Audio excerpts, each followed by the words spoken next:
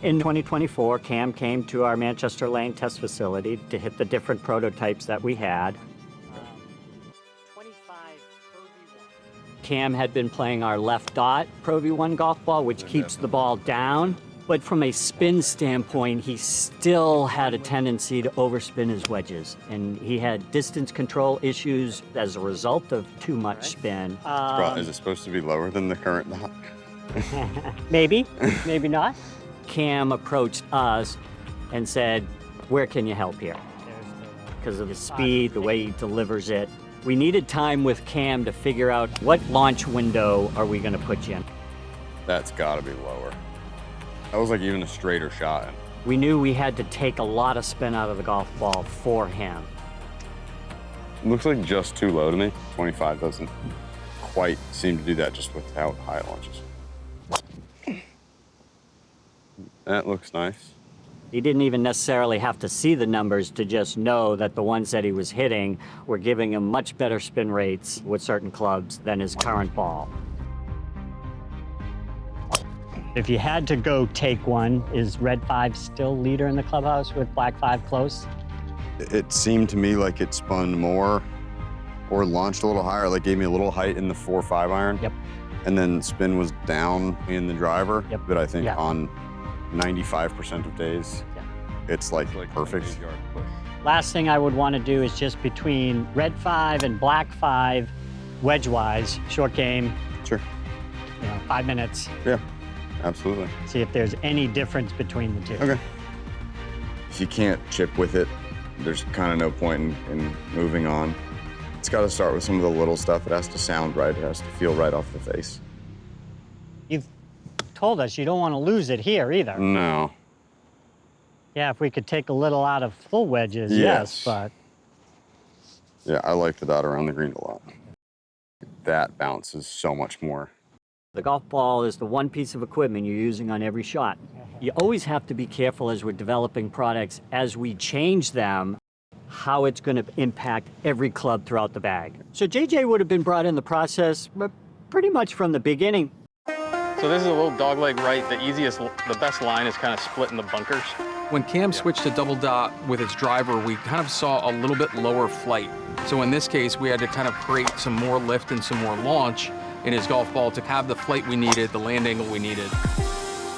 Little neck. Yep. Love that. I just want to see where the spin goes on that one. 23. 2300 on that one. Wow. Just hit really well. We really focused on loft and center of gravity to create easy launch for him and lift.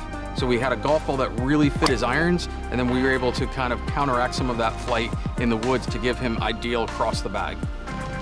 A little toey one, but it didn't curve too much. That still 184.7. Oh my goodness. That high toe just stays in the air so it doesn't look ducky. We have sure fit hosel. We can do a lot of maneuvering with loft and center of gravities to create the height to match that golf ball fit. We just went up, half or 3/4 of a degree of loft, and that seems to kind of solve the issue. What we went for was a floor of 2400. That seems to be where it just starts to not carry if the spin gets below that. You can't stress enough how important it is for these players to get dialed in. They've got to optimize their launch conditions. And of course, Cam was looking to do that. The double dot was the end result, and what a marriage it was for Cam. Best strike of the whole session. The Wyndham Championship was the first week the ball was available for Cam to put in play. I was excited because I knew we had this potential new ball for him. He's like, I'm not sure I'm going to hit it this week. And I was like, yeah, maybe, I don't know. I didn't brush him off, but I was just not focused on it at the time. He goes out to the range. He starts warming up. A few minutes later, I get a text from him saying, hey, do you mind if I hit a few of those? I'm like, of course. Hit a couple wedges into 1 and 2 at Sedgefield, and we was like, this makes golf easier for me. He had 7 career runner-ups, the most of any player without a win on the PGA Tour. Not anymore. He can check that box. Cameron Young has won the Wyndham Championship for his first career PGA Tour victory.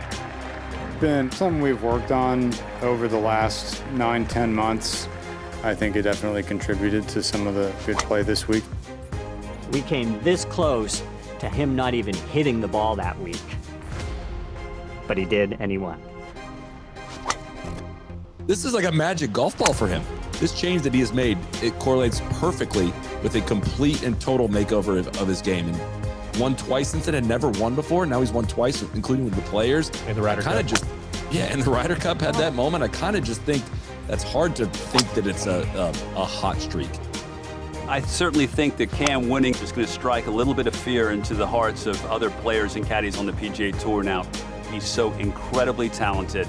He's got all his shots. He's proven now that he can win under any conditions. Look out for Cam Young in the future.